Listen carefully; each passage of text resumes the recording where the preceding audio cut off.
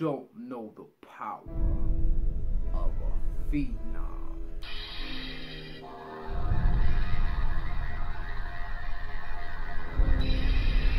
Man, so we literally just got off stream. I went and made me some popcorn. I was about to get all relaxed and comfy, but I checked my email, and everybody told me that Amandla Stenberg has dropped a video on the cancellation of the Acolyte. So we're gonna react to it and see what she has to say. Now I did look her up a little bit. I see that she's 25 years old. So I was 25 once, and I wasn't. I thought I was smart, but I wasn't. So we'll see how this goes, man. Let's go ahead and jump into it, though. Let's get it. Okay. Okay. Hello.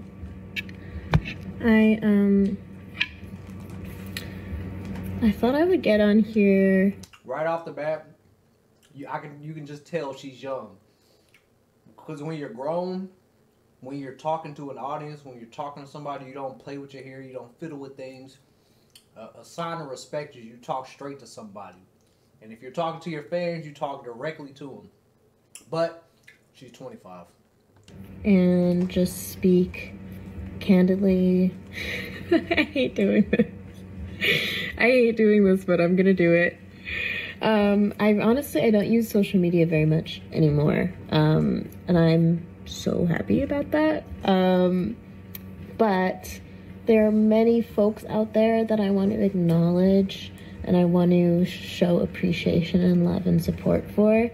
So that's why I'm hopping on here to talk about this, which is that our Star Wars show has been canceled. And I'm gonna be transparent and say that it's not a huge shock for me.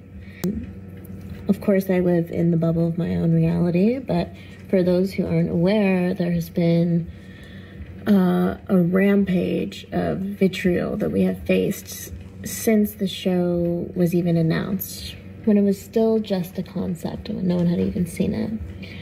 And that's when we started experiencing a rampage of, I would say, hyper-conservative bigotry and vitriol, prejudice, hatred, and hateful language towards us.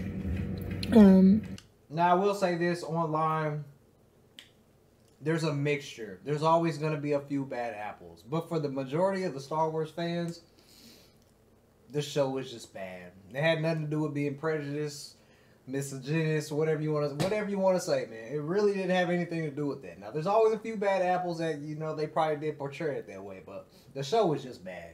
That's it.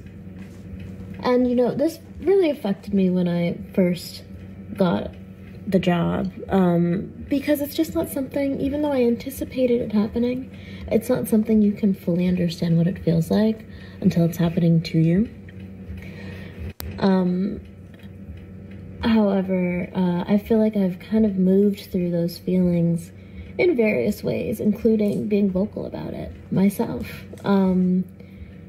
For me, it just became a situation where there was no option but for me to honor my sense of ethics and my belief system and my value system while being in this very unique position. It was kind of like I had this very unique experience of experiencing the world at large, which is, of course, hyper divisive right now, through the lens of this very, very unique opportunity of being in Star Wars. And it brought up a lot for me, a lot socio-political dynamics, a lot about my own value system, how I respond to that kind of hatred, how I move through the world at large. And it just became inarguable for me at a certain point that in order to continue to be myself, I would have to honor my value system by being vocal, even within the context of working for Disney and working within the large, massive IP that is Star Wars. on that topic, I just have to say it has been an incredible honor and dream for me to be in this universe. It still feels, even though, of course, I'm very sad about the show being canceled, and I'm sad about us not being able to give people who are invested into it more, because I'll just feel a lot of levity and joy around the fact. Now, I do have a question. She said to give the people that are vested into the show. I would like to know how many people are actually vested into the show. Now, I know they did a petition to bring the show back, but I can only imagine it's not that many. Because majority of Star Wars fans, which is a big fan base, are not signing that petition. That I got to experience it, and that people loved it, and that people were so responsive. I poured through a lot of different iterations of fan art and ship art and fan theories and things that were just so beautiful and filled my heart with joy. And I just want to let those people know out there who supported us in that way, and supported us vocally despite and in the face of all of the vitriol that we received and the kind of the targeted attack, I would say, we received by the alt-right. Just that you were deeply loved and appreciated, and it made this job all the worthwhile for me, and it made all of the challenging elements of it completely worthwhile for me. And so... Now, hold on, man. Now, this is how I know she doesn't even need to do her hair. I used to have dreads. I used to twist my own dreads. She's been twisting the same hair for 5 minutes. Maybe she's shy and doesn't like getting on live or something like that, because there's just no way. She's been twisting the same braid, unless I'm seeing things wrong, for the last 5 minutes. And like I said, I used to twist my own dreads when I had them back in the day. And it didn't take 5 minutes to twist one dread. That, plus my love of sci-fi and fantasy, and being able to be a part of the legacy of something that I so deeply value, and something that means so much to me and I've looked up to for so long. So I also just want to say thank you to Lucasfilm for just being a fucking awesome team. They were so wonderful to work with, and just everybody that I worked with in Lucasfilm, particularly Rain Roberts, my producer, was just had such like vision and hope and like such a mission for what we were going to continue bringing into the sci-fi universe and into the Star Wars universe. And it was a really beautiful, energizing, life-changing experience to be a part of. And I have to thank Leslie Headland, who I just fucking love that bitch. She just, excuse my French, she's just one of the best people in the world. I think she's so incredibly talented and unique and kind, and I'll love her forever, and I love this experience with her forever. But at the end of the day, I also just want to thank everybody who watched it. Thank you for being so loving and supportive and excited and nerdy and awesome, and I'll continue to process this for a long time. But maybe the last thing I want to say on the subject is that we all exist in the context of all in which we live. What? But I'm serious. It's not lost on me how the way that these events have unfolded is also due to the hyper divisiveness of the time that we live in, that is driven, I would say. Now, see, me personally, she's getting on here saying that, you know, the show's failing for all these different reasons because of the times we're living in. The show was just bad. Like, to put it simply, the show was just bad. I'm a casual Star Wars fan. I'll continue to say this. I own it that I'm a casual Star Wars fan. The Acolyte had one good episode, and it was episode 5, and that was because of the lightsaber action. Other than that, it was pretty damn boring. The writing was bad. And for me to judge a show, it has to be really, really bad. I don't really judge, like, acting and stuff like that unless it's, like, really, really, really bad. And the Acolyte was really, really bad, so she's just using all these different excuses that the times we're living in while the show got canceled. No, the show got canceled because y'all told people not to watch the show if you don't like it.